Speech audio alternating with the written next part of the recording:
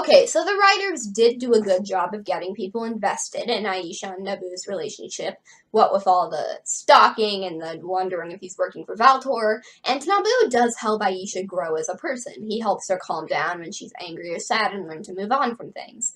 And for a long time, I was completely fine with their relationship, but then I realized something that didn't make sense. The reason Aisha and Nabu get along so well is because they both grew up sheltered when they just wanted to be free. This is why Aisha has issues with loneliness and self-confidence. So, how did all of this isolation and familiar pressure affect Nabu? It didn't. Okay, but seriously. When we first meet Nabu, he acts like the most smooth person on the planet. What am I supposed to do now? Well, then I guess you and I are in here together. And since we're stuck like this, we might as well talk and maybe get to know each other a little better. How would such a lonely boy naturally have those sorts of people skills? The more you think about it, the more Nabu's character just does not make any sense at all. Why does Aisha have to struggle with emotional baggage while Nabu gets out of his childhood scot-free? Why does she feel like she's being excluded from the Winx at first while he fits right in with the specialists? Why does she have so much to gain from their relationship while Nabu is a perfect human being who has no character progression to have that Aisha can help him with? Why does Nabu hardly ever have large bursts of emotion while Aisha has to fawn over him like a love-struck middle schooler every time they're within 10 feet of each other? Why do Aisha and Nabu never have a fight or conflict when they're two sheltered teenagers who've never been in a relationship before? Why is Nabu even a wizard? The entire point of the specialist's existence is that they handle physical threats while the Winx handle magical threats. The specialists do not need a magic user. What is happening? Even if you can ignore all of that, I honestly don't think that Aisha and Nabu would have been interesting to watch if not for his death. All of their cute or impactful scenes were literally just foreshadowing. Like here, they're dancing together and you're like, oh, dancing is Aisha's favorite thing, that's kind of cute. But they're literally talking about where they want to live in their future.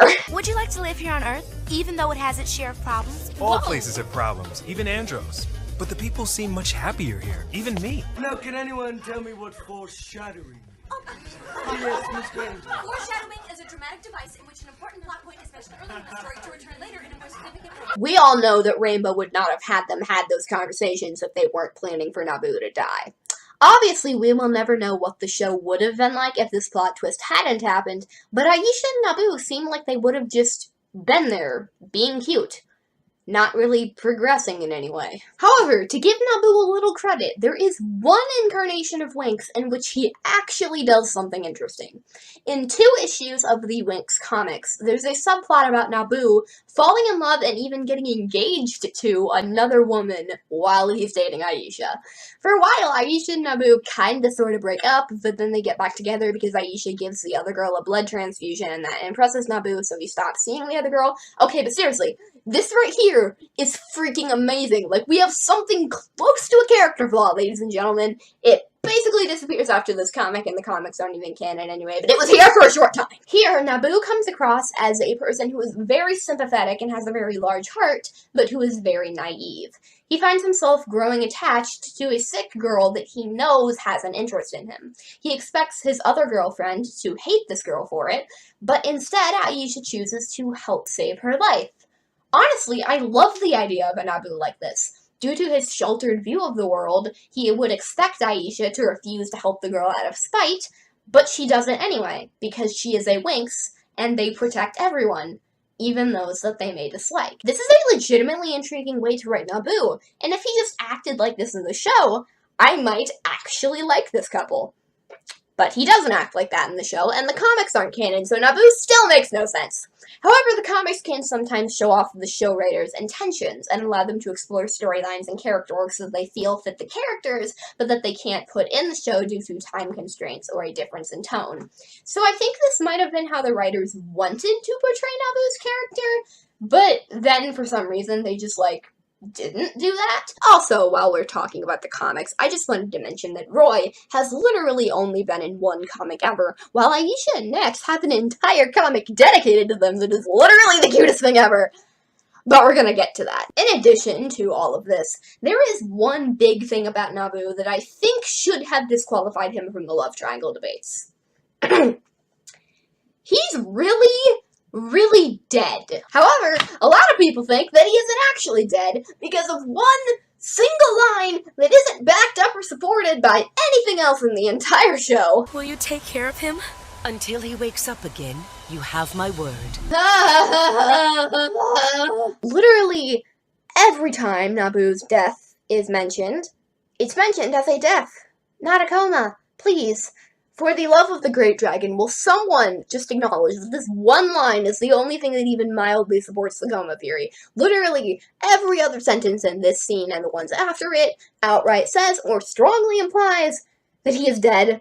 Second, there are a lot of reasons Morgana might have said that. Like, we don't know how the afterlife works in Wink's world, or if there are different, like, theories and religions about it. Like, maybe Morgana's just saying, oh, we'll put his body someplace special for now, and then maybe after a while his soul will leave, and then we'll give his body a burial. Maybe the Earth Fairies believe in reincarnation. Maybe Morgana's just trying to be comforting to Aisha by giving her and the audience false hope. In any case, this one line does not prove that Nabu is going to come back. He is not Roy in disguise. He is not Orion in disguise.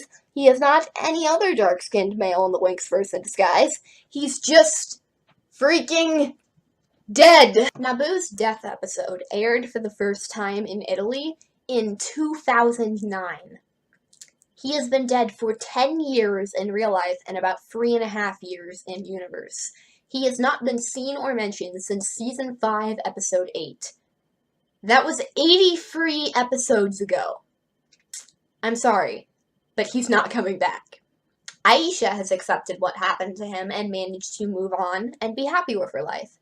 I don't understand why the fandom can't do that as well, and why they insist on chaining Aisha to this dead guy. Most Nabu fans say that he needs to come back because he and Aisha were perfect. Yes, but that's the exact problem.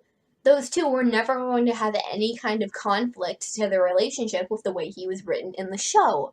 That would have to get boring for Aisha and for the audience after a while, and Nabu was never going to progress or become a better person as a result of his relationship. Aisha needs someone in her life who has similar interests to her, but who has quite a different personality and can keep her life exciting, and the audience needs someone who has a bit of friction with her in order to keep the story interesting. And guess who fulfills both of those roles? Nex, that's who.